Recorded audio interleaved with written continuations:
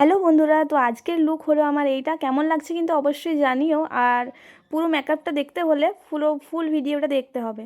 তো তোমরা কিন্তু রিসেন্টলি আমার সাজানোতে খুব খুব ভালোবাসা দিয়েছো, তার জন্য অসংখ্য অসংখ্য ধন্যবাদ। তো ভাবলাম তোমাদের সঙ্গে আমার ভিডিওগুলো শেয়ার করি একের পর এক। তো চলো এই ভিডিওটা দেখতে থাকো। ভিডিও শুরুতেই প্রথমে একটু আমি ক্ষমা চাইয়ে নিচ্ছি, কারণ কি আমি ভিডিওটা স্টার্ট করেছিলাম কিন্তু ক্যামেরাটা অন করতেই ভুলে গেছিলাম। তার জন্য এক্সট্রিমলি সরি। প্রথমে 3টে স্টেপ আমি দেখাতে পাচ্ছি না।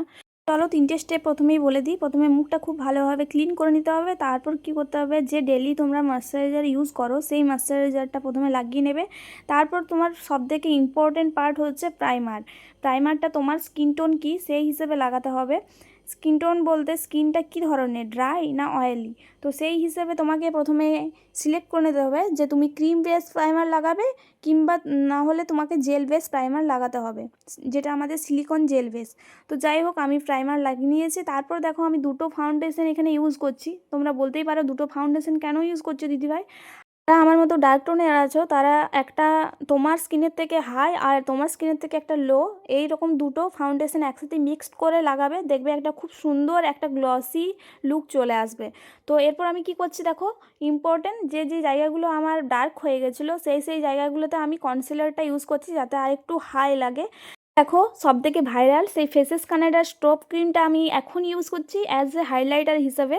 কারণ কি আমি প্রথমে ইউজ করিনি, একটু ডিফারেন্ট ইউজ করছি, জানি না আমার লুকটা কেমন লাগবে। তো তোমরা তো দেখে অবশ্যই জানাবে যে কেমন লাগছে। আর এই যে দেখো স্টপ ক্রিম ইউজ করার পর আমি আমার মেকআপটা খুব ভালোভাবে সেট করার জন্য সুইস বিউটির একটা লুজ পাউডার দিয়ে নিয়েছি। আর এটা লাগিয়ে নেওয়ার পর যে পাউডারটা থাকবে সেটা কিন্তু তোমাদের মুখে রাখা চলবে না, পুরোটাই আমার অবশিষ্ট যে অংশটা সেটা কিন্তু ঝেড়ে ফেলে দিতে হবে। তো আমিও ফেলে দিয়েছি। দেখো আমি কিন্তু আমার আইব্রোটা খুব ভালোভাবে সেট করে নিচ্ছিলাম। তো আমার দেখো আইব্রো কমপ্লিট হয়ে গেছে। আর এরপর আমি আমার কানের গয়নাগুলো সব পরে নিচ্ছিলাম। আর এই যে দেখো পরা হয়ে গেছে। আর সবথেকে ইম্পর্টেন্ট হচ্ছে লিপস্টিক।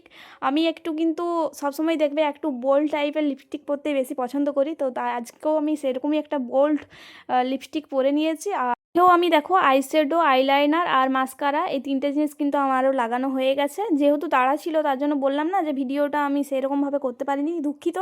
নেক্সট কোনো ভিডিওতে আমি পরবর্তী সব স্টেপগুলোই তোমাদের কাছে শেয়ার করব।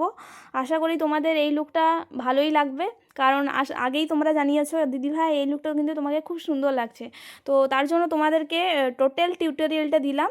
তোমাদের কেমন লাগলো কিন্তু অবশ্যই জানাবে। প্রথমে দেখো আমি চুলটা কিন্তু খুলে রেখেছিলাম, আমি বুঝতে পারছিলাম না যে চুলটা কেমন করব। আর এটা ছিল কিন্তু আমার এবছর দুর্গাপূজায়, মানে 2025-এ দুর্গাপূজার লুক ছিল বিজয়ার দিনে। আর আমি কত স্লো, এই ভিডিওটা দেখেই বুঝতে পারছো। আমার অনেক ভিডিও এরকম এডিট করার অপেক্ষায় আছে, অনেক ভিডিও করা আছে। তো যাই হোক, টাটা, দেখা হচ্ছে নেক্সট ভিডিওতে। আর ভালো লাগলে লাইক কমেন্ট শেয়ার।